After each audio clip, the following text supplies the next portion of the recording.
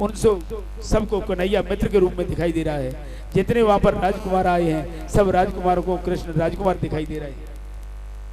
और जितने भी योगी हैं कृष्ण को परम तत्व रूप में देखते हैं, ज्ञानियों को ब्रह्म के रूप में दिखाई दे रहे हैं, भक्तों को भगवान के रूप में दिखाई दे रहे हैं। जैसा जिसका भाव है एक प्रभु के दर्शन अनंत रूपों में हो रहे हैं।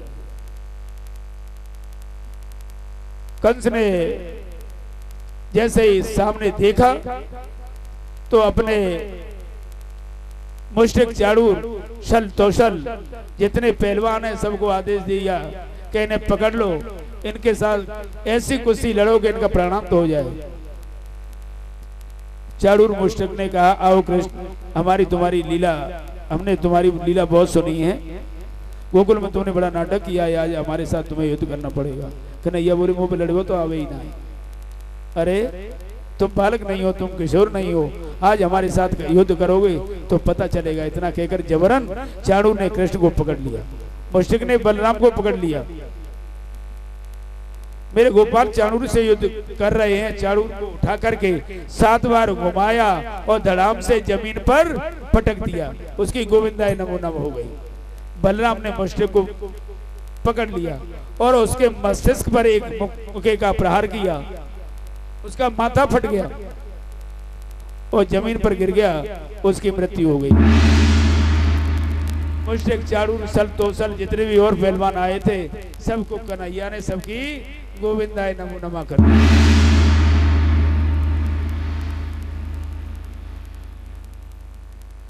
मेरे कन्हैया छलांग लगाकर कंस के सिंहासन पर जा खड़े हुए। देखो व्यंगार अवलोकन करेंगे, ज्यादा रचयिताओं को फायदा ना दे। समय 2 घंटे रह गया है बस शेष हमारे पास। लीलाएं काफी हैं, भगवान के 16,108 विवाह होंगे, उसके बाद जहां तक ले जा सकेंगे पहुंचाएंगे। कन्हैया मेरे छलांग लगा करके कंस के सिंहासन पर जाकर खड़े हो गए। उसने कहा चाणूर मुष्टिक सल तोसल कहाँ हो? कन्हैया बोले अब कोई नहीं आएगा, कोई नहीं बोलेगा। वे सब वहां पहुंच गए जहां आपको जाना है। उछल कर कृष्ण ने कंस के मुकुट को गिरा दिया और कस करके उसके बाल पकड़ लिए। कंस ने कहा ये क्या असभ्यता है, मेरे केसों को क्यों पकड़ रहे हो? कृष्ण ने कहा लगती है, शायद लग रही होगी तुम्हारे। हाँ, इतनी जोर से तुमने केस पकड़ रखे हैं। कन्हैया बोले मामा जी आपको पता तो चला के केस पकड़ने से और लगती भी है, क्योंकि जाके पगनी फटी बीमाई और सो का जाने पीर पर आई। तुम्हें क्या पता? जो बात अपने लिए बुरी लगती है वो बात कभी दूसरों के साथ मत करो मामा जी। कितने संतों को तुमने कष्ट दिया। मेरी माँ देवकी जब ससुराल जा रही थी तो तुमने अपनी चचेरी छोटी बहन आकाशवाणी को सुनकर के माता देवी के केसों को फड़का कर तुमने रस से नीचे खींच लिया और तलवार से उसके सिर को तुम काटने के लिए तैयार हो गए थे। परंतु मामा आपको पता नहीं कि केस पकड़ने से कितना कष्ट होता है। आज आपको पता चला होगा कि जब आपके केस को पकड़ने वाला भी कोई पैदा हो गया है, वो आ गया तुम्हारे यहाँ। कंस बोला छोड़ दो मुझे। कन्हैया बोले मामा जी पहले तो हम पकड़ते नहीं और जब पकड़ लेते हैं तो मामा जी छोड़ते नहीं। बोलिए भक्तवत्सल भगवान की।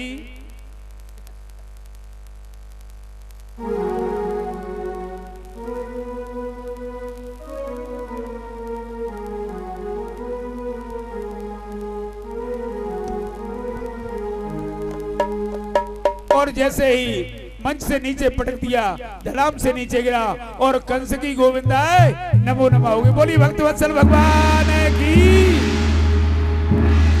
जय जय काल काल बनी बापी कंस पछारो हे पृथ्वी को भारो तारो है। जय हो नंद के लाल काल बन काले कंस पछारो पृथ्वी को भारो तारो है। करुणा निधान ये सुख सागर, करुणा निधान है सुख सागर। ये कृपा सिंधु नटवर नागर, हे कृपा सिंधु नटवर नागर। ये कृपा सिंधु नटवर नागर। हे कृपा सिंधु नटवर नागर। बजी रखे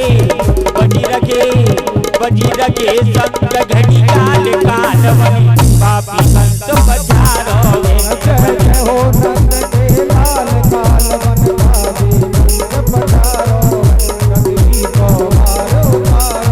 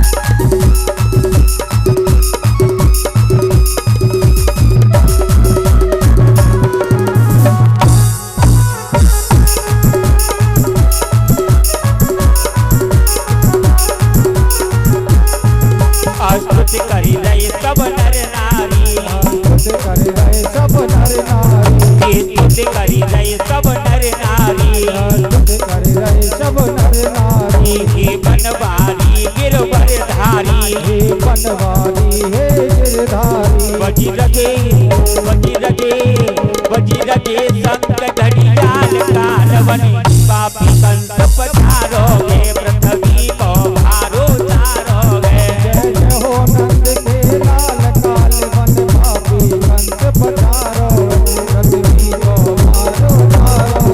जय जय हो नंद के लाल कालवनी, पापी कंस पधारोगे पृथ्वी को भारो तारोगे। जय जय हो नंद के लाल कालवन, पापी कंस पधारो पृथ्वी को भारो तारोगे पृथ्वी को भारो तारो।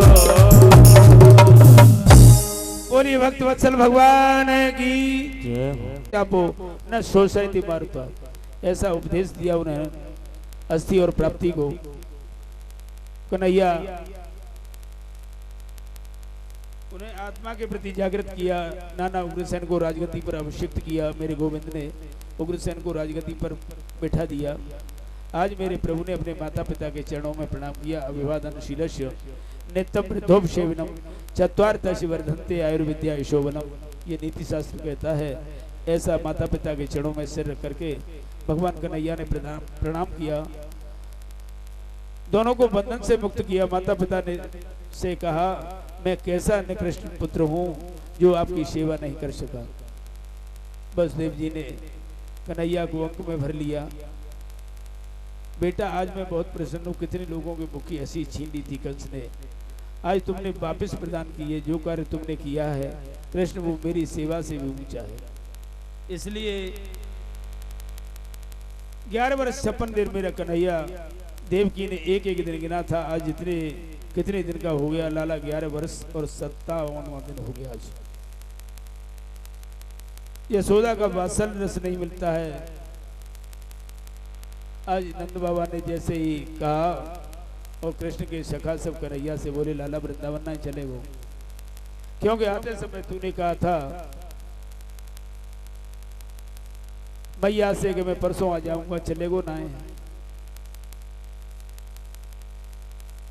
कन्हैया ने कहा मैं थोड़ी से यहाँ पर रहूंगा और उसके बाद जिस मैया ने मुझे याद है, आंखों में आंसू आ गए कन्हैया के, जिस माँ ने मुझे उंगली पकड़ कर चलना सिखाया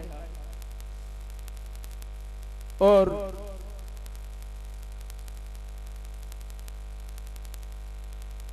मैया की जो वास्तविक स्थिति थी, रोने की स्थिति थी, वो आज कन्हैया को याद आ गई। फूट फूट करके रोने लगे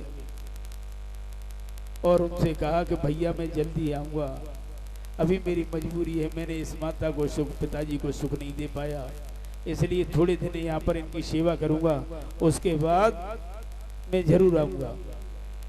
देखिए भगवान कन्हैया 11 वर्ष और 54 दिन तक कृष्ण ब्रज में रहे। उतने तक अपने चरणों में कभी इन्होंने पादुका नहीं पहनी। क्यों? कृष्ण जितने सखा हैं उनमें 90% सखा तो नितांत विपिन्न हैं, गरीब हैं बेचारे। उनके लिए चरण पादुका नहीं है, उनके पास पहनने के लिए जूते नहीं हैं। तो आज कन्हैया कह रहे हैं जब मेरे मित्र उल्हाने रहेंगे, बिना चरण पादुकाओं के रहेंगे, तो मैं क्यों पहनूं। कन्हैया एक बात और सोचते हैं कि एक बार मैया ने कहा बेटा कन्हैया चरणों में कुछ पहन के जाया कर, ऊपर में जाते हो तो कन्हैया ने, छोटे से कन्हैया ने क्या कहा, मैया मेरी गैया जब बिना पनैया के वन में घूमती हैं, क्या उसके कांटे नहीं लगते, इसलिए मैं नहीं पहनूंगा। काली कमरिया योड़ी सिले हुए वस्त्र नहीं पहने कन्हैया ने 11 वर्ष और 54 दिन तक। सज्जनों, जीनी सी चंद्रिया उड़ लेते सूर्य श्याम कारी कमर पे चढ़े न दूजो रंग। कृष्ण ने चारों तरफ से कभी न तो हीरे का हार पहना, न सोने का मुकुट पहना। परमात्मा ने आज कृष्ण का जनेऊ संस्कार हुआ कन्हैया का। कौन जनेऊ पहनाता है, कौन मुंडन करता है, कुछ मालूम नहीं। उनको तो यशोदा रह रह करके याद आती है, बार बार एक ही बात याद आती है कि मुझे जब बुलाती थी कनुआ कह करके पुकारती थी। आज कन्हैया फुट फुट करके रोते हैं। पिताजी ने गुरुकुल में पढ़ने के लिए भेजा कृष्ण को। सारी विद्या को कृष्ण ने पढ़ा, धनुर्विद्या को पढ़ा। वहीं सुदामा जी से मित्रता हो गई। लौटते समय सुदामा जी को गले से लगाया। गुरुदेव के मरे हुए पुत्र को यमपुरी से लाकर के प्रदान किया। पांचजन नाम के राक्षस को मार करके प्रभु ने पांचजन नाम का संग प्राप्त किया। सुदामा को गले लगा करके बोले, मेरी मथुरा में कभी आना तुम फिर। यहाँ सांदीपनी के यहाँ उज्जैन नगरी में इन्होंने शिक्षा प्राप्त की है। जिस तरह से राम जी महाराज ने गुरुगृह गए, पढ़न रघुराई और अल्पकाल शव विद्या आई। 64 दिन में ही परमात्मा कृष्ण और परमात्मा राम जी महाराज गुरुकुल में रहे, वहां विद्या प्राप्त की। गुरुदेव और माता जी का आशीर्वाद लेकर के कृष्ण आए। आकर माता पिताजी के चरणों में प्रणाम किया। लेकिन जिस दिन से कृष्ण पढ़कर आए हैं, मन नहीं लगता घर में बिल्कुल मन नहीं लगता। 24 घंटे याद आती है मैया यशोदा की। बरसों बीत गए, वृंदावन को छोड़े, हमेशा किशोरी राधा का स्मरण, किशोरी जी का बार बार वंदन करते हैं। मैया यशोदा का स्मरण हो आया और एलकियां भर भर के कृष्ण रोने लगे। मैया तो एकदम डर गई, देव की मैया। उन्होंने देव की बोली वसुदेव जी से, कैसे बताऊं आपको, आज पहली बार जीवन में कृष्ण को अपने हाथों से मैंने भोजन खिलाया। अपने हाथ से भोजन बना करके ले गई, किंतु कन्हैया तो मुझे देखते ही रोने लगा। और कहती हैं वसुदेव जी से कि जब से अवंतिकापुरी से उज्जैन से लौट करके आया है पढ़ करके, कृष्ण ने किसी से बात नहीं की, कभी हंसकर प्रेम से किसी से बोलता नहीं, अपने कक्ष में शांत गंभीर समाधि लगा करके बैठा रहता है। मुझे लगता है कुछ गड़बड़ है। माँ का हृदय ही ऐसा होता है, प्रयास करती है बच्चे को समझाने का। वसुदेव जी ने कहा मैं कैसे पूछूं। हाँ एक बात जरूर है, उद्धव जी को देखकर वसुदेव जी ने उनसे कहा, बेटा कृष्ण के पास जाओ, जाकर कन्हैया से पूछो क्यों रोता है, मेरा गोविंद आजकल इतना चिंतित क्यों है। उद्धव जी ने जाकर के पूछा, आपको मथुरा में कोई तकलीफ है या कोई कष्ट है आपको।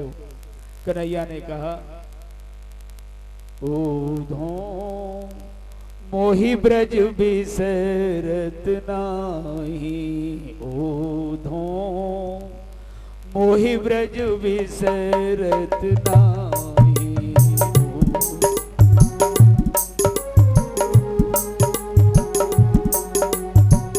हंस सुता को सुंदर कलरव और कुंजन की छाई छाई, ओधो मोहि ब्रज बिसरत नाही, ओधो मोहि ब्रज बिसरत नाही। कन्हैया कहते हैं उधो मुझे उस ब्रज की याद कभी नहीं भूलती। उधो रोता इसलिए हूं कि निर्मल मन के हत्या करने वाले ब्रजवासियों के साथ मैंने कितना बड़ा धोखा किया। खाते पीते सोते उठते नाचते गाते हर परिस्थिति में जिन्होंने मुझे चाहा, गोकुल का इतना बड़ा वैभव नंद बाबा ने एक पल में छोड़ दिया मेरी खुशी के लिए। अच्छा उद्धव एक बात बताओ, मुझे उन ब्रजवासियों की याद आती है तो इसका मतलब यह है कि वो लोग भी मेरी याद करते होंगे। यदि वो लोग मुझे याद नहीं करते तो मुझे उनका स्मरण क्यों आता।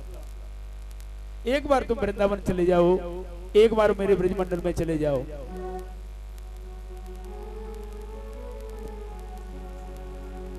उधो मैया को सुनैयो,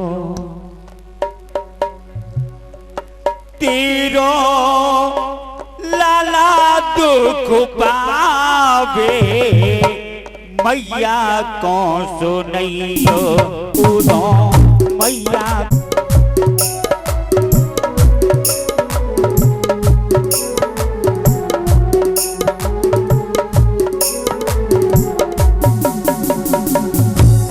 आज नेत्रों से अश्रुधार लगी। उद्धव से कहते हैं कन्हैया, को मुख धोबे ताती जल, आचरण पहुंच समारे,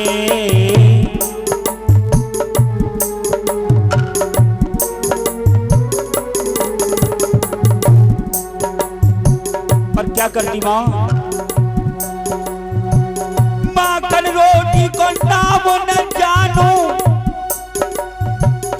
करूंगा कागी कागी ये से लगा दो मैया कौन नहीं तेरो काना दो खुबावे मैया कौन नहीं तेरो लाला दो खुबावे मैया कौन नहीं दोनों मैया कौन नहीं।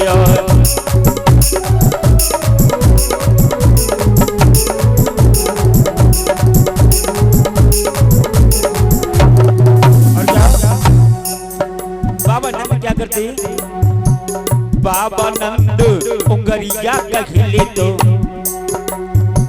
पाहिल चलन सिखावे बाबा नंद उंगरिया कहिले तो पाहिल चलत सिखावे बाबा नंद उंगरिया कहिले तो पाहिल चलन सिखावे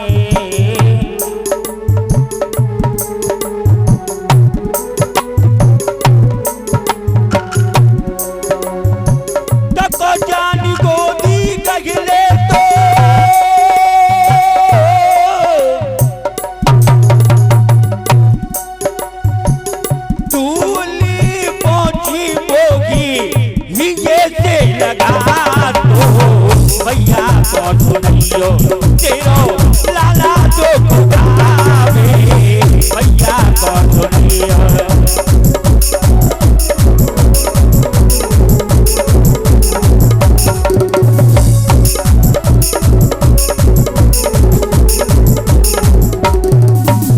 और क्या आबे गोपी देना उल्हानो एक चित्र नहीं ला दो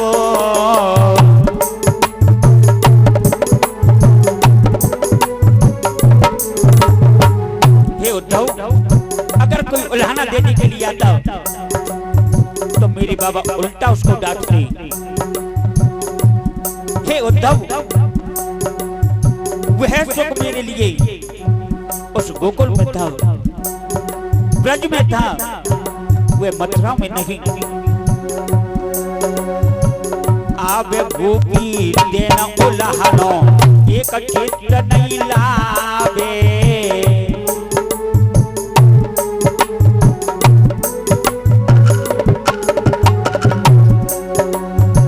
सोच बूढ़ो जा मथुरा में जननी बिना मोही लाड़ को ललावे मैया कौन सुनियो तेरो काना दो खुबावे मैया कौन सुनियो।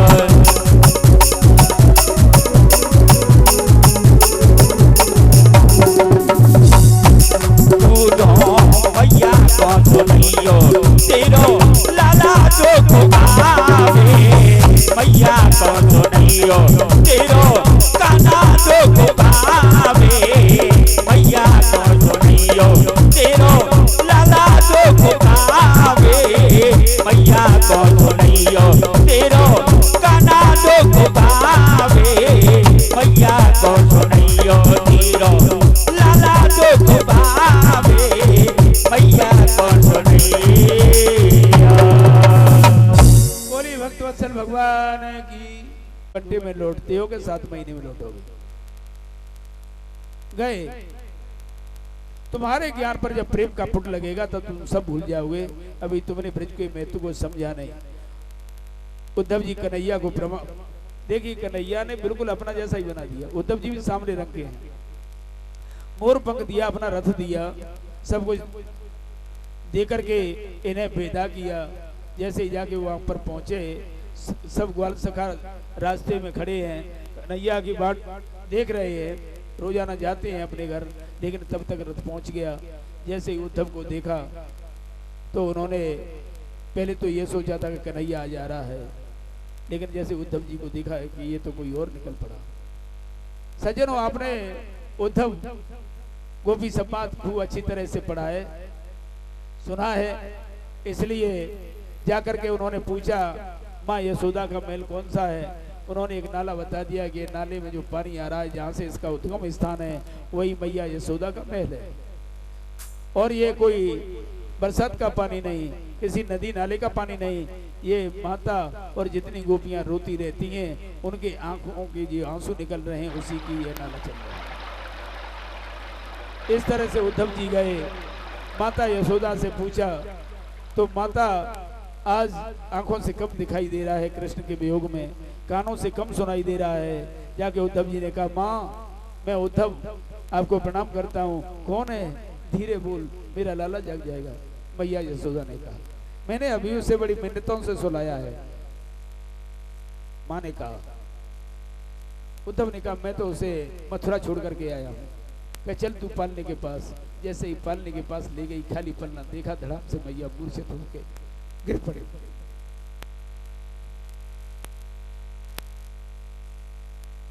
सज्जनों, उद्धव जी ने कहा कि भैया वो तो मथुरा में है, कि मैं तो भूल ही गई थी, लेकिन वो कब आएगा, परसों की मुझसे कह करके गया था। इस तरह से जैसे हमारा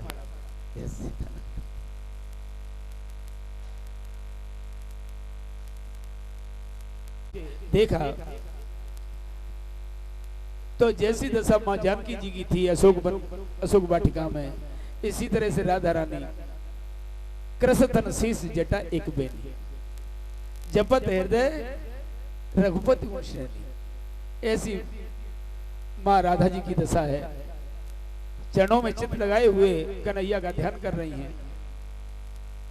तब तक उद्धव जी पहुंच गए। वैसे भ्रमर गीत भी है, यहाँ पर भौरा आया एक काला काला, तो तब तक वो भौरा आया, उद्धव जी पहुंच गए।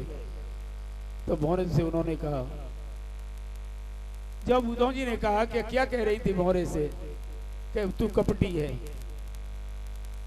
तो उन्होंने उद्धव जी से कहा कि उद्धव मैंने सब कार्य अजमाए, कोयल के सुत कागा पाले, हंस कंठ लगाए, और बड़े भय जब उड़ने लगे तो कुल अपने को धाए।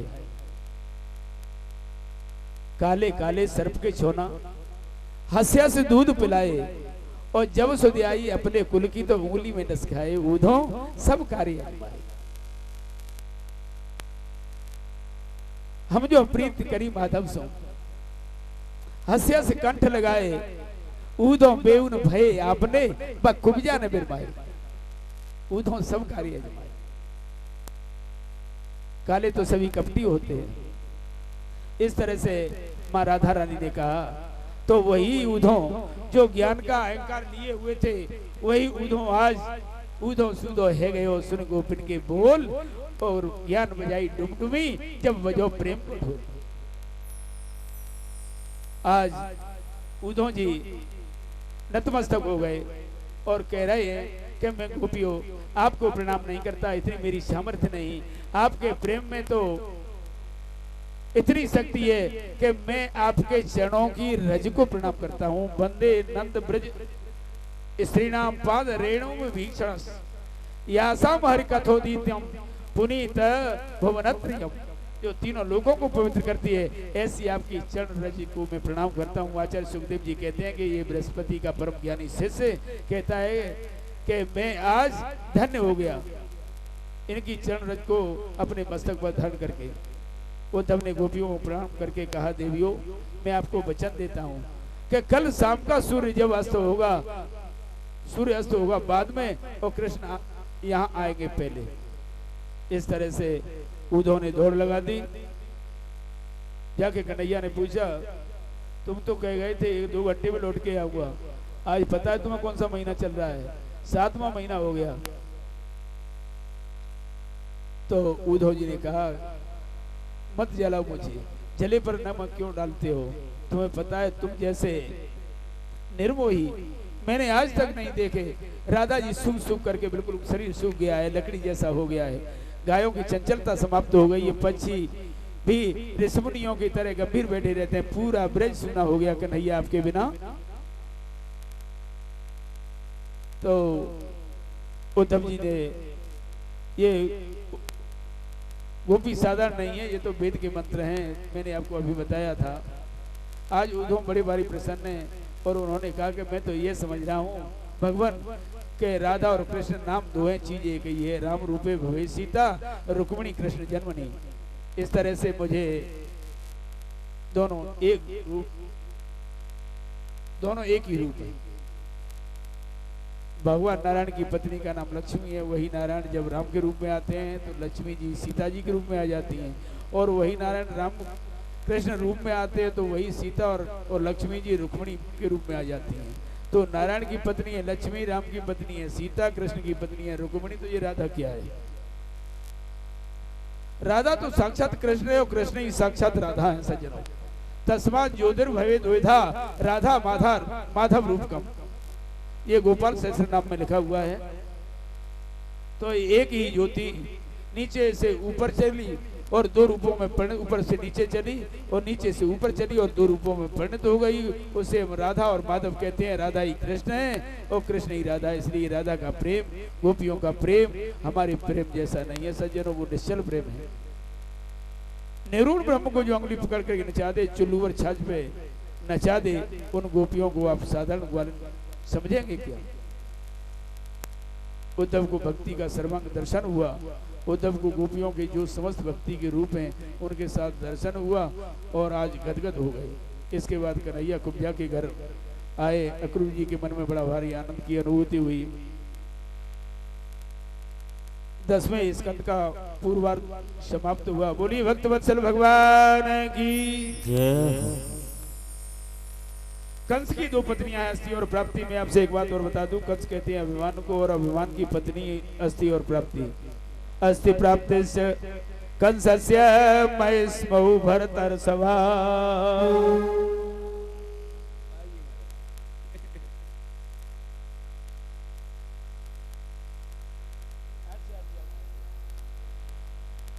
राघव राम हरे सिया राम हरे सिया राम हरे रघुनंदन राघव राम हरे जय राम हरे सिया राम हरे रघुनंदन राघव राम हरे सिया राम हरे सिया राम हरे राम हरे सिया राम हरे रघुनंदन राघव राम हरे सिया राम हरे सिया राम हरे रघुनंदन राघव राम हरे सिया राम हरे सिया राम हरे रघुनंदन राघव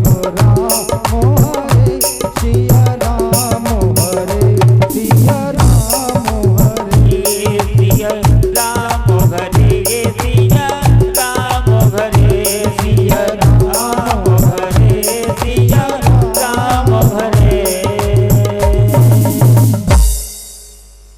बोलिए भक्त वत्सल भगवान की।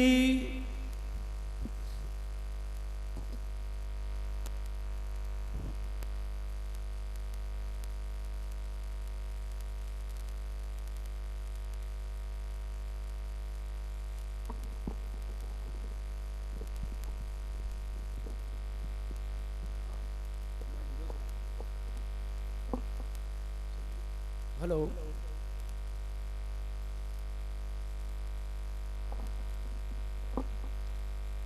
में जल के अंदर श्री द्वारकापुरी का निर्माण कर दिया। सोने की द्वारका है, बहुत सुंदर है, समुद्र के बीच में है। और सोते हुए यदुवंशियों को कृष्ण ने द्वारिका में बुला लिया। रेवत नाम के राजा की पुत्री है, उसका नाम है रेवती, और रेवती का विवाह बलराम जी से हो गया। बोलिए द्वारिका नाथ जी महाराज की। कृष्ण बोले द्वारिका के राजा तो हम हो गए हैं, बड़े भैया बलराम जी को ब्याह है वो, अब हमारो ब्याह होना चाहिए। तो राजा सिद्ध भीष्म को नाम विदर्भाधिपतिर महान, तस्या पंचात भवन पुत्रा कन्या एक वरानना। एक भीष्मक राजा है, कुंदनपुर के राजा हैं भीष्मक। उनके 5 पुत्र थे, बड़े पुत्र का नाम रुक्मी है। 5 पुत्रों के बाद भी कोई पुत्री नहीं है। मन में बड़ी बेचैनी है, बड़ी तपस्या की और समुद्र में कमल के फूल पर उन्हें एक सुंदर सी नन्ही बालिका मिल गई, उसी का नाम है रुक्मिणी। रुक्मिणी लक्ष्मी जी ये है साक्षात, और लक्ष्मी जी किसी के घर में वास नहीं करती। उस कन्या को लेकर के राजा भीष्मक आए। लक्ष्मी प्रकट हुई समुद्र से, और भीष्मक ने कन्या को लाकर के रानी को सौंप दिया। प्रसन्न होकर के बोले, हमें पुत्री मिल गई। कितने आनंद की बात है। रुक्मिणी जैसे द्वितीया का चंद्रमा दिन प्रतिदिन बढ़ता है, रुक्मिणी को पढ़ा लिखा कर विदुषी बनाया। मन में संकल्प कर लिया कि मथुराधिपति वसुदेव के पुत्र कृष्ण से ही इसका विवाह करूंगा। वही कृष्ण आजकल कृष्ण द्वारिका में आ गए हैं। लेकिन कभी कभी घर में क्या होता है कि जब पुत्र बड़ा हो जाता है तो माता पिता की बात नहीं मानता। बड़े पुत्र रुक्मिणी ने शिशुपाल से सगाई कर दी रुक्मिणी की, और पिताजी से बोला, पिताजी परसों स्वयंवर होगा, बड़े बड़े राजकुमार आएंगे, लेकिन आप रुक्मिणी से कह दें कि वो शिशुपाल के गले में ही जयमाला डाले। स्वयंवर तो नाटक के लिए करवाएंगे हम। मैंने शिशुपाल को वचन दे दिया है। जैसे ही रुक्मिणी जी को पता चला कि मेरा विवाह शिशुपाल से होना है, भैया ने निश्चय कर लिया है, तो रुक्मिणी जी ने अपनी भाभी के पास आई। रोते हुए भाभी से बोली, भाभी मैंने तो बचपन से द्वारकाधीश को पति मान रखा है, और भैया ने सगाई शिशुपाल से कर दी है।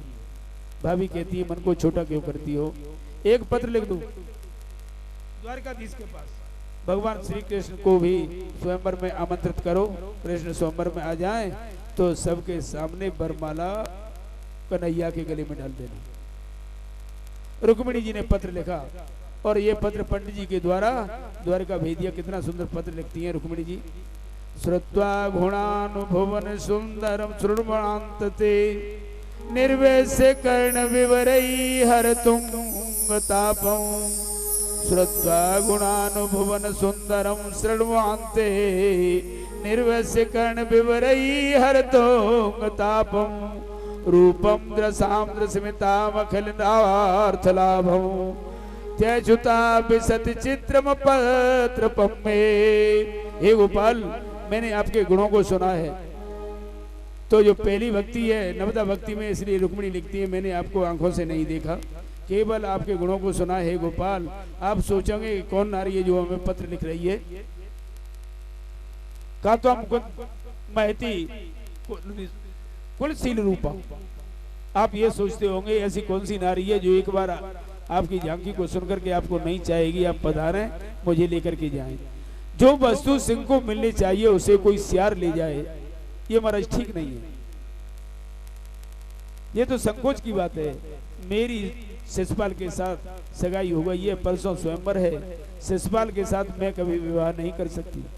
आप नहीं आए तो मैं शरीर का परित्याग कर दूंगी, लेकिन किसी और को चाह नहीं सकती। रुक्मिणी अपने आप प्रश्न करती हैं कि आप अपने आप जवाब दे रही हैं और लिख रही हैं कि महाराज अंतःपुर में, जैसे आप ये सोचेंगे कि तुम अंतःपुर में रहती हो तो मैं कैसे आऊं तुम्हें लेने के लिए, तो अंतःपुर में तुम रहती हो तो मैं तुम्हें लेकर के आऊंगा कैसे। यदि आप ये सोच रहे होंगे तो गोपाल, हमारे खानदान की ये परंपरा है कि विवाह से पहले बेटी कात्यायनी का माँ का पूजन करने के लिए जाती है। गांव से बाहर दुर्गा माँ का पूजन करने जाती है, भगवती का पूजन करने जाती है। मैं वहाँ जाऊंगी, आप वहीं पधारें, बरमाला पहनाऊंगी, लेकिन किसी को और नहीं चाह सकती। पंडित जी को पत्र दे दिया। पंडित जी ने कहा, पत्र आपने पढ़ लिया, मैं जाऊं। रुक्मिणी जी ने कितना सुंदर संदेश लिख भेजा है द्वारकाधीश को। पहुंच गए जाके पंडित जी ने श्री कृष्ण जी से पूछा, पहुंच गए जा करके। पंडित जी देखिए, मैं संक्षेप में बड़ी व्यंगावलोकन कर रहा हूं। तो जाके द्वारका पहुंच गए पंडित जी। अब कैसे पहुंचे तो इसके बारे में मैं थोड़ा आपको बता दूं कि यहाँ पत्र लिख रही हैं कुंडनपुर में, और कैसे वहां पहुंच गए। तो जैसे ही पंडित जी पत्र लेकर के चले तो योग माया ने इन्हें सुला दिया, और सोते हुए योग माया ने इन्हें द्वारका पहुंचा दिया। जाकर के पहुंच गए द्वारकाधीश के पास। तो पंडित जी ने श्री कृष्ण से पूछा, अब मैं जाऊं? भगवान बोले, जाते कहाँ, मैं भी चल रहा हूं साथ में। पंडित जी को रथ में बैठा करके जैसे ही प्रस्थान करने लगे, सामने से बलराम जी आते दिखाई दिए। बलराम जी कृष्ण बलराम का स्वागत करते हैं, बड़ा सम्मान करते हैं। बलराम को देखते ही गोविंद के हाथ से घोड़े की लगाम छूट गई और पंडित जी से कहने लगे कि पंडित जी हो गया ब्याह। पंडित जी बोले क्या हुआ? बोले भैया जी आ गए, संकोच लगता है बड़े भैया से। लेकिन बलराम जी कन्हैया से कितना प्यार करते हैं। लाला कहां जा रहा हो तू? अब बताई कन्हैया क्या बोले? बलराम जी बोले कन्हैया कहां जा रहे हो? बोले वहीं जा रहे हो। वहां कहां जा रहे हो? वहीं जा रहे हैं। पंडित जी बोले कुंडनपुर जा रहे हैं, मैं बता रहा हूं आपको। बलराम जी ने कहा अरे कुंडनपुर तो केवल रुक्मिणी का स्वयंवर है। वो हो, मैंने सोचा था मेरा कन्हैया तो लाला है, ये तो बहुत बड़ा हो गया, जरूर जाना चाहिए। बलराम जी ने सेनापति की ओर टेढ़ी नजर से देखा और कहा सेना तैयार कर लो, सारी व्यवस्थाएं होनी चाहिए कृष्ण की सुरक्षा के लिए। कृष्ण कुंडनपुर आए, सब राजा लोग पहुंचे। भीष्मक ने श्री कृष्ण का स्वागत किया। देखिए सीधे बता रहे हैं कि वहां पर पहुंचते हैं, कन्हैया मंदिर में पहुंचे हैं, लेकिन यहाँ भागवत जी में लिखा हुआ है कि पहले कुंडनपुर में और स्वागत किया है उन्होंने, भीष्मक जी ने।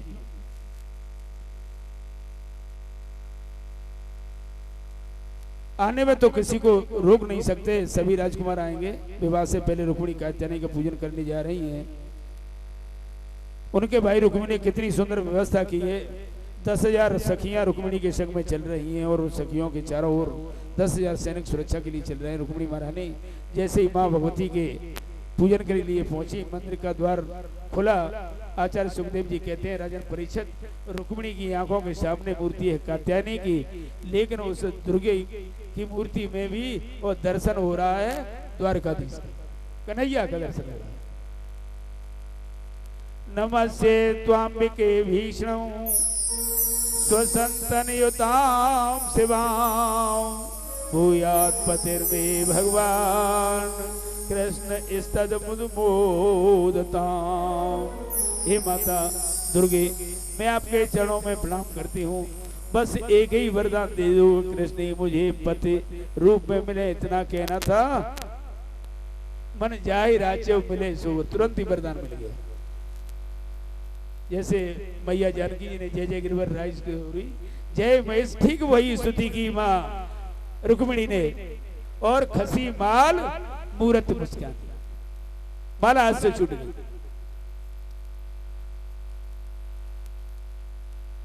और हाथ से पुष्प गिर पड़ा, बाम अंग फड़कन लगे। 10,000 सैनिक सुरक्षा में खड़े हैं मंदिर के पीछे। भगवान रुक्मिणी जी के पास में पहुंचे तो रुक्मिणी जी ने गोविंद के ऊपर माला पहना दी। रुक्मिणी को गोद में लेकर गोविंद रथ की ओर बढ़ रहे हैं, तो रुक्मिणी को रथ में बैठाकर स्वयं श्री कृष्ण रथ में बैठ गए और थोड़ा सा चलने लगे तो वहां सैनिक सभी मोहिनी विद्या के द्वारा, अपनी हंसी के द्वारा भगवान कृष्ण ने, कन्हैया ने सबको मोहित कर दिया। रुक्मिणी ने आकर के पूछा रुक्मिणी कहाँ है? तो उसने कहा, जैसे ही जाके देखा कि महाराज अभी तो मंदिर में पूजा करने गई थी। सैनिकों ने कहा महाराज एक सांवला सलोना सा एक राजकुमार आया था, रथ में बैठ के वो ले गया रुक्मिणी जी को। तो रुक्मिणी ने जाकर के कृष्ण का पीछा किया। रुक्मिणी के भाई ने उनसे युद्ध किया। कृष्ण ने उसको पकड़ करके आधी दाढ़ी आधी मूछ मोड़ दी और रथ के चक्का में बांध दिया। बलराम जी ने आकर छुड़ाया। रुक्मिणी ने कहा मारना नहीं। भीष्मक राजा ने आकर के रुक्मिणी से कहा बेटा, मेरी पुत्री जब 1.5 वर्ष की थी तो मेरे घर संत नारद जी पधारे थे और नारद जी ने कहा था कि रुक्मिणी साधारण नारी नहीं है, साक्षात लक्ष्मी है और लक्ष्मी का विवाह नारायण के सिवाय और किसी से नहीं होता। लेकिन तेरी जिद के पीछे मैं धूमधाम से अपनी पुत्री का विवाह नहीं कर सका। भीष्म के पुत्र ने बात मान ली। रुक्मिणी जी को वापस लाए और कुमकुम पत्रिका द्वारिका भेजी गई और बारात लेकर मेरे द्वारकेश प्रभु पधारे। जय जय श्री राधिकेश द्वारकेश नंद के दुरारे, नंद के दुलारे सुधा के प्राण प्यारे। बारात का स्वागत हुआ। कृष्ण के मित्र भी साथ में, बहुत धूमधाम से विवाह हुआ। सांडिल्य मुनि वेद मंत्रों का उच्चारण कर रहे हैं। सबके मन में बड़ा आनंद हुआ। ब्रजवासियों ने खूब प्रेम से आनंद से गीत गाए बड़ा मांगलिक वातावरण है। लक्ष्मी स्वरूपणी रुक्मिणी जी को बहुत अच्छा लगा। गोविंद रूपी वर प्राप्त करके वो गदगद हुए। आचार्य श्री सुखदेव जी महाराज कहते हैं कामस्तु वसुदेवांशो दग्ध प्राग रुद्र मन्युना देहो पत्ते भूयस्तमेव प्रत्यपद्यत। एक बात, जो व्यक्ति ज्यादा बढ़ जाता है वो व्यक्ति जीवन में बहुत ज्यादा प्रगति प्राप्त करता है। उसके शत्रु भी उतने ही ज्यादा हो जाते हैं। जो जितना ज्यादा ऊंचा उठेगा उसके शत्रु भी उतने ही ज्यादा हो जाएंगे। क्यों? कि किसी को किसी का मान सम्मान, आज समाज में वो विकृति पैदा हो गई है कि दूसरे को देख करके स्वाभाविक ही जलन होती जा रही है, कुड़न होती जा रही। कोई किसी का लेना देना किसी का कुछ नहीं, पर एक दूसरे को जो समाज में प्रतिष्ठा पाता है उससे सभी लोग जलने लग जाते हैं। रुक्मिणी जी ने पहले पुत्र को जन्म दिया और इसका नाम है प्रद्युम्न। प्रकृष्ट धूम्र प्रकाश यस्य स प्रद्युम्न। जो किसी के जीवन में सुंदर कर्म का प्रकाश करे उसे प्रद्युम्न कहते हैं। लेकिन कृष्ण के शत्रुओं की भी कमी नहीं। देखिए अब ये रुक्मिणी मंगल के भजन भजन नहीं गवेंगे। अब कहते कि हमें सूर्य जा रही उसे 8 ब्याह तो करनी करनी है, न्याय गारंटी थी। और फिर बाद में जो लीला हुई उसे देखेंगे। बोलिए भक्त वत्सल भगवान की जय। अभी तो 4:15 बजे, 6 बजे नो ठीक है। हमारे जे पंडित जी बैठे हैं जी 4 बजे तक घड़ी अपने सामने धर लेते हैं, जो कहते देर कर लेता हो। बोलिए भक्त वत्सल भगवान की। कृष्ण के शत्रुओं की भी कोई कमी नहीं है कि संबरासुर नाम का असुर मेरे गोविंद को यहाँ प्रसूति का ग्रह से और प्रद्युम्न का हरण करके ले गया। बालक को चुरा करके आकाश में जाकर के बालक को उसने समुद्र में डाल दिया। मछली बालक को निगल गई। मछुआरों ने मछली को पकड़ करके संबरासुर के घर भेज दिया। संबरासुर के यहाँ भोजन बनाने का जो कार्य करती है विद्यावती, उसने कहा तुम ही इस बच्चे को पालो, हम क्या करें इसे। विद्यावती के कान में संत नारद ने आकर के कहा कि तुम्हारी गोद में जो बालक खेल रहा है वो तुम्हारा ही पति है। क्यों? कि जब शिव तीसर नैन उघारा, तुम्हारा पति भगवान शंकर जी के पास गया था उनके मन में विकार उत्पन्न करने के लिए, तो निरखत काम भयो जरे छारा। तुम्हारा पति कामदेव जल करके भस्म हो गया था। भगवान शिव ने जब ने कहा तुम्हारा पति काम द्वापर में कृष्ण का पुत्र बनेगा और संबरासुर के घर तुम भोजन बनाने का काम करना, वहां तुम्हें तुम्हारा पति मिल जाएगा। कृष्ण तनय होइए पति तोरा, मानव सत्य वचन तुमोरा। जब यदुवंश कृष्ण अवतारा, होइए हरण महामय भारा। कृष्ण तनय होइए पति तोरा, मानव सत्य वचन तुमोरा। ऐसा भगवान शंकर ने कहा तो तुम्हारा पति तुम्हें मिल जाएगा। सो मिल गया। प्रद्युम्न जी बड़े होकर के संबरासुर का वध करके पत्नी को लेकर के श्री द्वारिका धाम में आ गए। प्रद्युम्न जी वहां से गए और आए, तब तक कृष्ण के 16,107 ब्याह और बोलिए भक्तवत्सल भगवान की। कन्हैया के पूरे विवाह हुए 16,108। एक विवाह तो आप सुनी चुके। भगवान का दूसरा विवाह एक ऋषि की बेटी जामवंती से हुआ। जामवंती जी की पुत्री है जामवंती, जिसके साथ भगवान का दूसरा विवाह हुआ। परीक्षित जी महाराज पूछने लगे कि महाराज ये कैसा संबंध, क्या बालू की बेटी? मेरी समझ में नहीं आया। और वो कृष्ण की पत्नी। सुखदेव जी कहते हैं राजन, द्वारिका में एक राजा थे, उनका नाम था सत्राजित। सत्राजित महाराज बड़े प्रतापी थे। उनके पास एक मणि थी, मणि का नाम था स्मयंतक मणि। उस स्मयंतक मणि का 10 घंटे का नित्य पूजन करते थे महाराज सत्राजित, और 8 बार सोना देती थी। चाहे एक बार आप 10 किलो का समझे तो 80 किलो सोना देती थी, और जितना आप समझे यानी 10 बार सोना देती थी। इसमें ये लिखा है, बाहर का वजन का पता नहीं, चाहे वो 8 तोले ही समझ लो, भले ही सोना देती थी। इतना सोना उस मणि से नित्य प्रति प्रकट होता था। एक दिन सत्राजित राजा उस मणि को कंठ में पहन करके भगवान कृष्ण की सभा में गए। भगवान थोड़े से हंसे और बोले सत्यराज से, आपके घर में कुल कितने मेंबर्स हैं, कितने सदस्य हैं? सत्यराज ने कहा कि एक तो मैं हूँ, एक मेरी पत्नी है, एक मेरा छोटा भाई है प्रसेन, और एक मेरी इकलौती पुत्री है सत्यभामा। कि 3.5 आदमी है बस। हाँ। भगवान बोले इसका मतलब तो इतना छोटा सा परिवार है और इतना स्वर्ण देने वाली मणि रखते हो, क्या करोगे इतने सोने का? ये तुम चाहो तो मणि को हमारे खजाने में जमा कर दो, इससे प्रजा का पालन में सहयोग मिलेगा। कृष्ण ने मणि अपने लिए नहीं मांगी थी, समाज के कल्याण के लिए मांगी थी। सज्जनों, गरीबों का हित होगा, दुर्भिक्ष पड़ेगा तो उसमें लोगों की सहायता होगी। सत्याजीत ने कहा क्षमा करें, मैं मणि आपको नहीं दे सकता। भगवान ने कहा आपकी चीजें हम ज्यादा क्या कह सकते हैं। सत्याजीत मणि लेकर चले गए। आज उनके भाई प्रसेनजित, देखो हम जल्दी जल्दी कह रहे हैं, समझ में आ रही है? बोलिए भक्त वत्सल भगवान की। ठीक है। आज उनके भाई प्रसेनजित मणि को गले में पहना उन्होंने, और उस मणि को पहन करके जंगल की ओर शिकार करने गए तो किसी सिंह ने प्रसेन को मारकर मणि को छोड़ा लिया। उधर से जा रहे थे जामवंत जी। जामवंत जी ने सिंह को मार करके मणि ले ली और अपनी बेटी को खिलौना समझ करके खेलने के लिए दे दी, गुफा में ले गए। सत्यराज सोचता है कि किसने मेरे भाई को मार करके मणि हथिया ली। फिर उसने सोचा परसों कृष्ण ही मुझसे मणि मांग रहे थे, इसलिए आज मैंने उन्हें मना कर दिया, इसलिए उन्होंने मेरे भाई को मारकर उससे मणि छुड़ा ली। इतना बड़ा कलंक मेरे गोविंद को लगा दिया। भगवान को आज रात्रि में नींद नहीं आई। इन्होंने आईपीसी की धारा 363 अपहरण, आईपीसी की धारा 392 लूट की मेरे भाई की, और 302 की धारा मेरे भाई को मार दिया, और मारने के बाद लाश को छुपा दिया। धारा 216 और लगा दी आईपीसी की धारा। चार धाराएं कन्हैया को लगा दी सत्यजीत ने।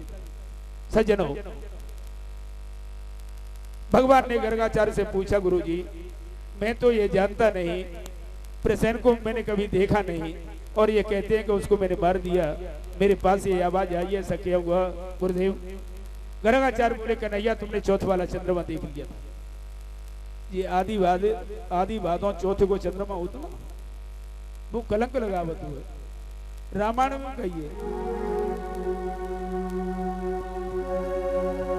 सुपर नारी लीला रे गोसाई,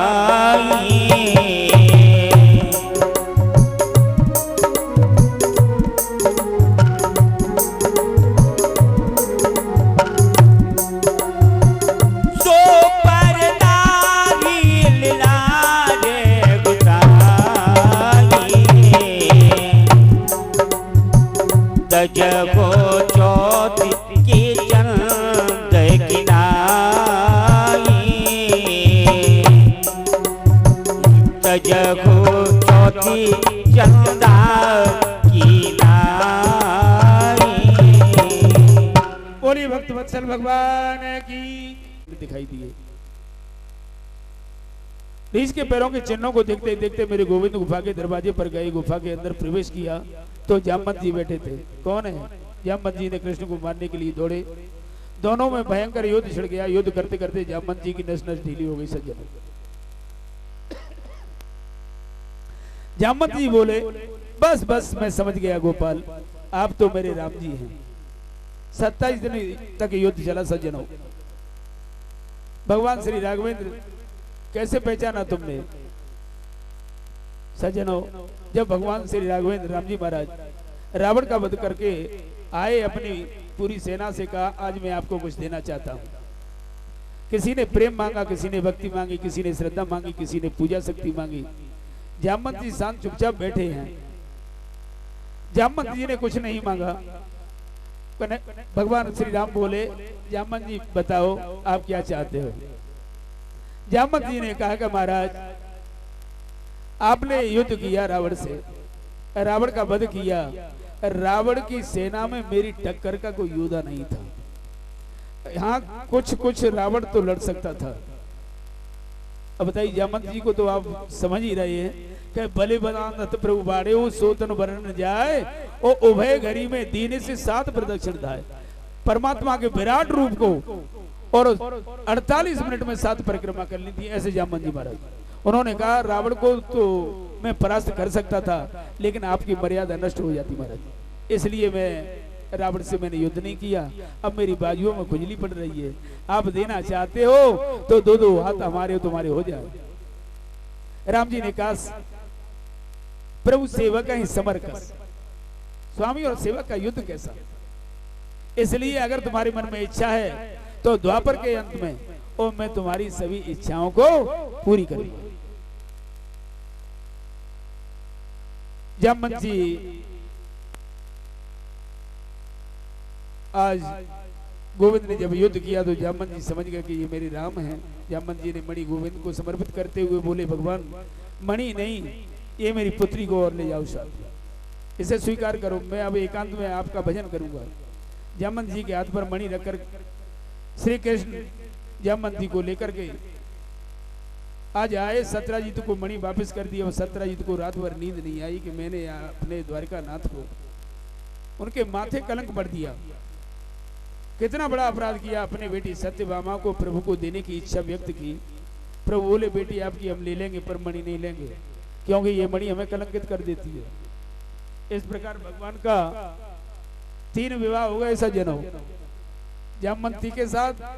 अब जिन बात ने तुम ना कहने के जामवंती को अपनी साड़ी उड़ा करके ले गए थे सजा धजा करके, और वहां कन्हैया ने कहा कि आप मुंह मत खोलना, जब रुक्मिणी जी ये कहें कि ज्यादा से ज्यादा सुंदर होगी तो मेरी जैसी होगी तब मुंह खोलना। और ऐसा हुआ सज्जनों, रुक्मिणी जी ने कहा, जामवंत जी ने चेहरा खोला तो बिल्कुल रुक्मिणी जैसी होगी। बोली भक्तवत्सल भगवान की। भगवान गए पांडवों के यहाँ घूमने के लिए, पीछे से अक्रूर जी ने सुधर्मा को प्रेरित करके भड़का दिया और राजा सत्यजीत को मार करके वो मणि सुधर्मा ने ले ली। पिता की मृत्यु का समाचार सुनकर रोती हुई सत्यभामा जी हस्तिनापुर पहुंची। वहां जाकर भगवान कृष्ण से बोली आप यहाँ चौपड़ खेल रहे हैं, उधर मेरे पिता श्री को सुधर्मा ने मार दिया, मणि ले ली है। ससुर जी की मृत्यु का समाचार सुनकर गोविंद आए वहां। भगवान ने सुधर्मा को मारने के बाद भी भगवान को मणि नहीं मिली। बलराम जी बोले घर में देखिए तेरे ही पास होगी।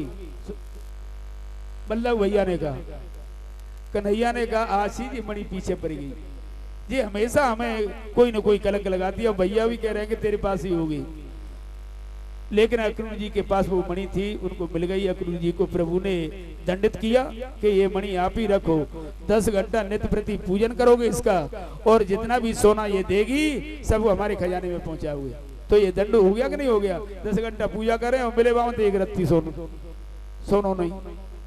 इस तरह से भगवान अर्जुन को लेकर के घूमने जा रहे सज्जनों वन में। वहां एक सामली सलोनी नारी को देखा, यमुना के किनारे पर परम सुंदर स्त्री एक बैठी हुई है, एकदम समाधि धारण किए हुए। अर्जुन ने उस स्त्री से पूछा देवी आपका परिचय, नितांत निर्जन वन में क्यों अकेली बैठी हो? उस स्त्री ने कहा मैं सूर्य की पुत्री हूँ, यमराज की बहन हूँ, मेरा नाम है कालिंदी, यमुना नाम है मेरा। अहम देवस्य सवितुर्वरेण्यम द्वैता इच्छति विष्णु वरेण्यम वरदम तपा परम मास्थिता।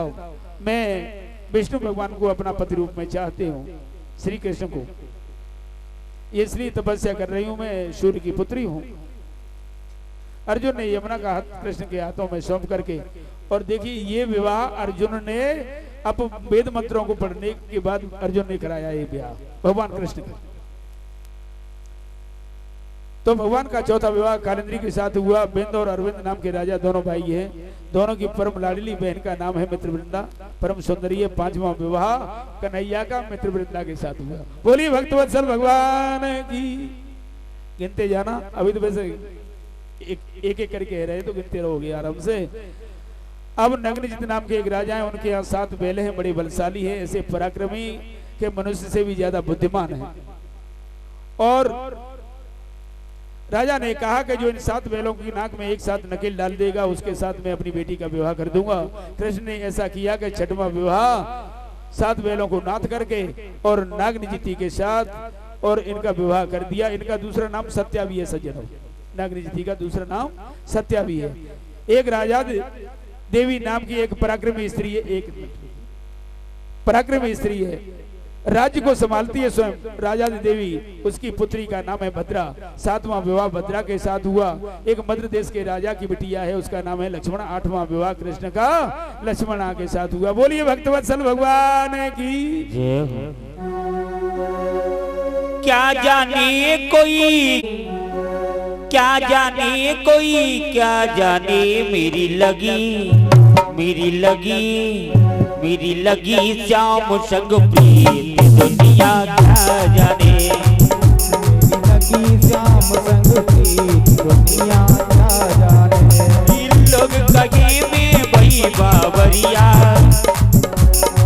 लोग कहे में भई बाबरिया, लोग कहे मैं भई बाबरिया। जब से ओढ़ी श्याम चुनरिया, जब से ओढ़ी श्याम चुनरिया। मैंने छोड़ी, मैंने छोड़ी, मैंने छोड़ी जग की प्रीत दुनिया क्या जाने। मैंने लगी श्याम संग प्रीत दुनिया क्या जाने।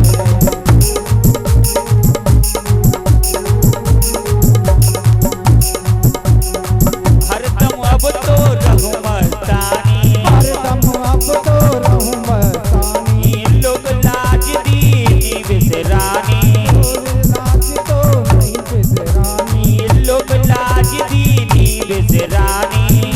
लाज भी नहीं बिसरानी। मैं तो गाऊं, मैं तो गाऊं, मैं तो गाऊं खुशी के गीत दुनिया क्या जाने। मेरी लगी श्याम संग प्रीत दुनिया क्या जाने। मेरी लगी श्याम संग प्रीत दुनिया क्या जाने। मेरी लगी लगी श्याम संग प्रीत दुनिया क्या जाने। अरे भूल गई कहीं आना जाना, भूल गई मैं आना जाना। ये अब तो केवल श्याम को जाना, अब तो केवल श्याम को जाना। ये अब तो केवल श्याम को जाना। अब तो केवल श्याम को जाना। अभी बाज उठा संगीत दुनिया क्या जाने। मेरी लगी श्याम संग प्रीत दुनिया क्या जाने। ये क्या जाने कोई क्या जाने।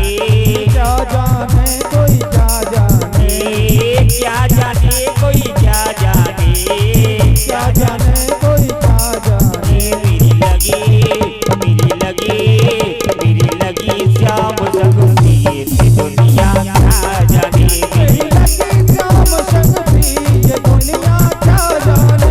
मेरी लगी श्याम संग प्रीत दुनिया क्या जाने। मेरी लगी श्याम संग प्रीत दुनिया क्या जाने। मेरी लगी श्याम संग प्रीत दुनिया क्या जाने। बोलिए भक्तवत्सल भगवान की। बहुत देर रह गई, तुम्हें प्यास लगी हो तो 10 मिनट में पानी पी लो। हैं यूं मत कहियो कि आज वो बुरो पंडित तो पाले पड़ेगो, पानी ना पिया देते। बोलिए भक्तवत्सल भगवान की। हाँ व्यवस्था करते, पानी पिलाते रहे बच्चे, ठीक है। हम जल्दी जल्दी इस कथा को ले चल रहे आगे। हाँ सज्जनों, तो ये 8वां विवाह कृष्ण का लक्ष्मणा से हुआ। एक और पराक्रमी राजा है भौमासुर, जो भूमि से उत्पन्न हुए हैं, इसलिए उसका नाम है भौमासुर। भौमासुर ने अपने बल का पराक्रम का दुरुपयोग किया। बड़े बड़े राजघरानों को इसने जाके वहां जाता है और उनकी सुंदर राजकुमारियों को देखता है, उनको हरण करके ले आता है।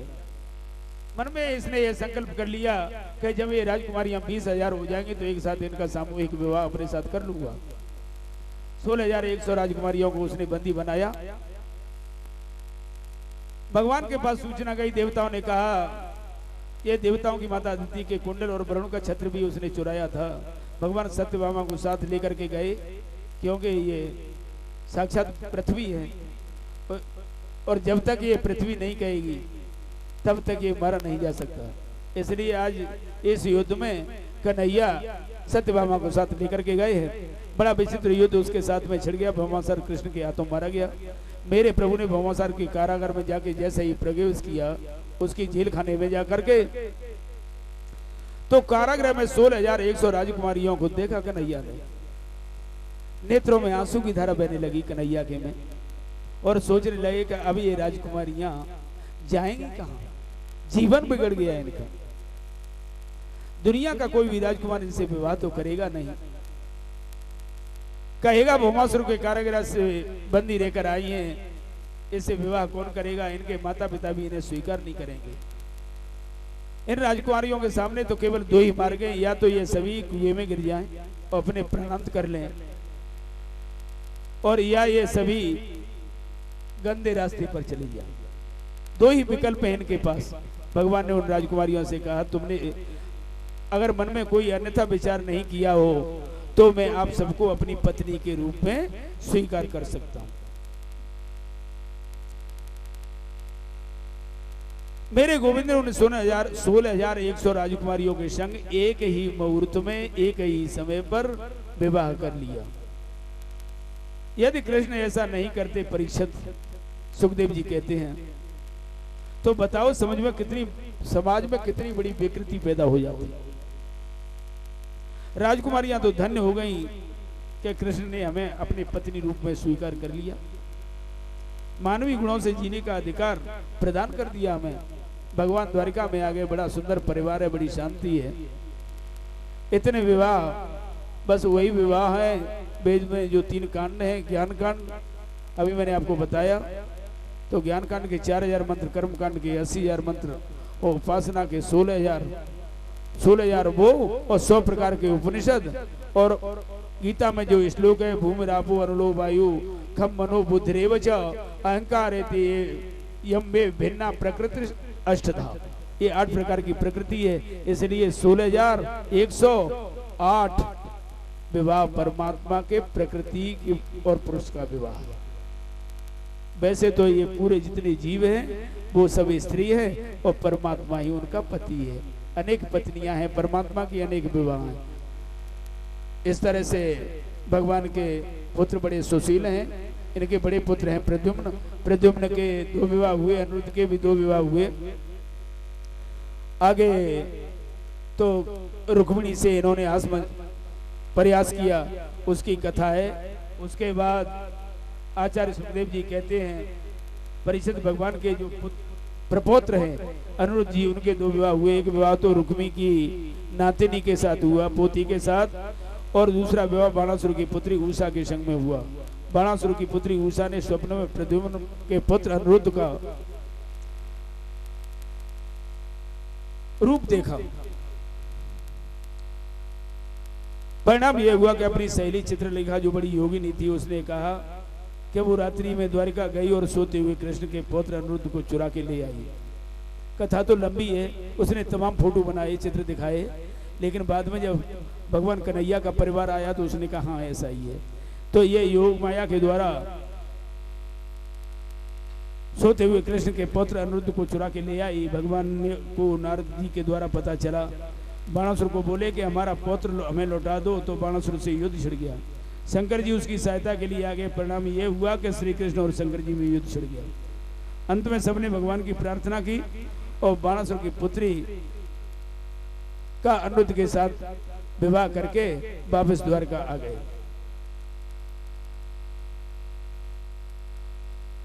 आज बोलिए भक्त वत्सल भगवान की। नाती बेटा और पुत्र, पिता पुत्र और नाती बिल्कुल एक से लगते हैं। आज भगवान कालातीत है, काल से भी परे हैं। कभी 16 वर्ष के हो जाते हैं, कभी 15 वर्ष से ज्यादा के नहीं होते। इसी का फायदा उठाया एक व्यक्ति ने, जिसका नाम है पौंड्रक। पौंड्रक राजा ने काशी नरेश से पूछा, सारी दुनिया कृष्ण को भगवान मानती है। पौंड्रक बोला, यदि मेरे भी 4 हाथ हो जाएं तो मैं भगवान बन जाऊं। पौंड्रक ने 2 हाथ लकड़ी के लगा लिए और पीतल का सुदर्शन चक्र बनाया। बटन की उंगली से दबाता है तो सुदर्शन घूमने लग जाता है। भगवान ने पौंड्रक का उद्धार कर दिया।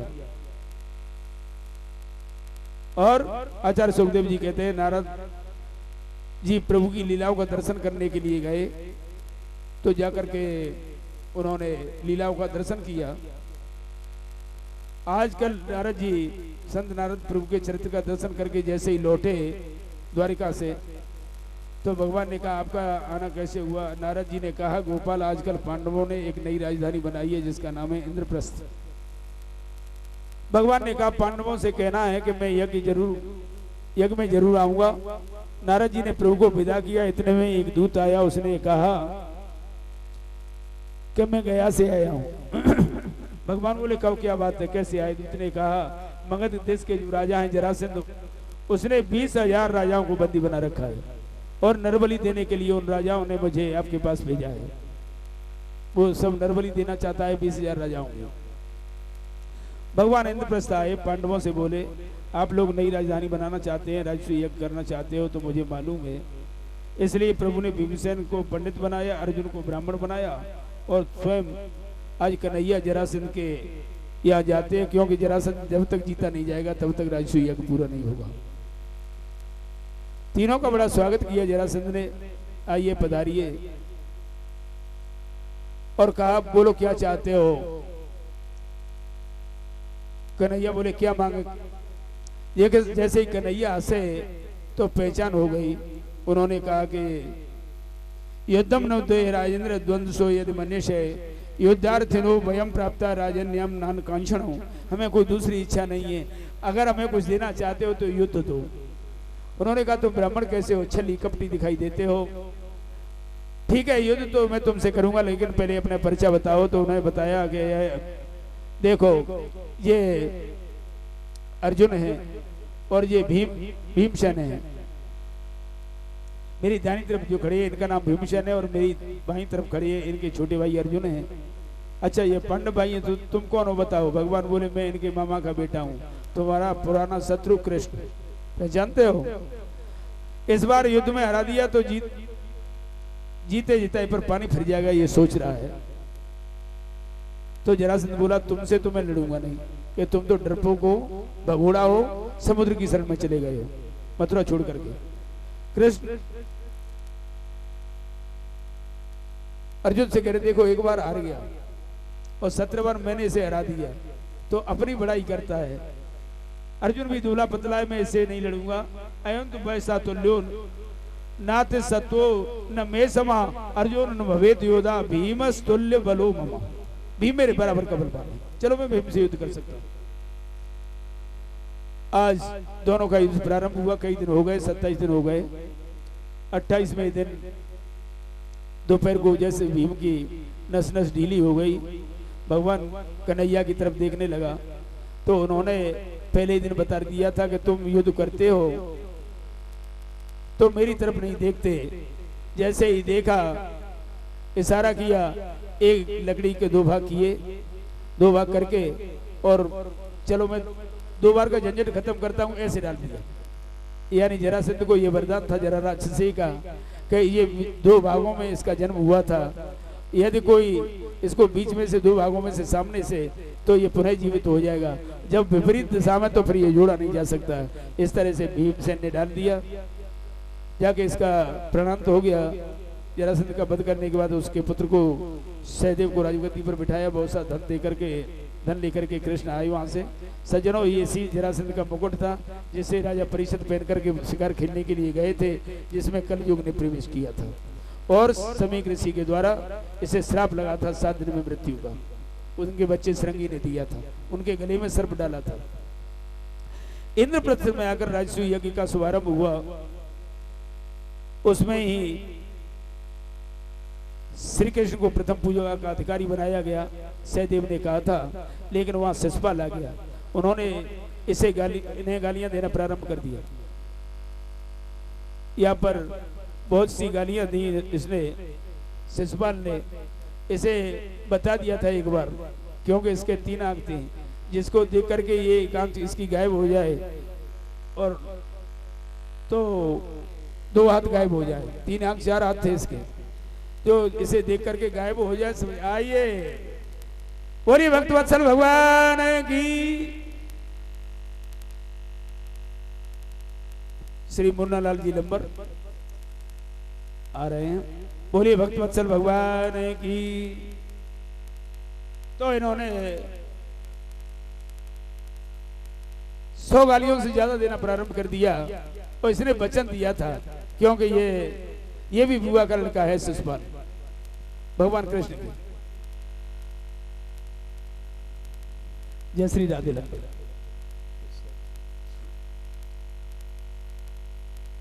तो इन्होंने जैसी गाली दी, 101 भी गाली, भगवान कन्हैया ने कहा शिशुपाल शांत हो जा। अब 100 गाली तक तो क्षमा था तू, लेकिन 101 हो गई, आज मैं तुझे नहीं छोड़ूंगा। तो सुदर्शन चक्र से और शिशुपाल का इन्होंने प्राणांत कर दिया। उसके शरीर से ज्योति निकली और परमात्मा में विलीन हो गई। बोलिए भक्तवत्सल भगवान की। आज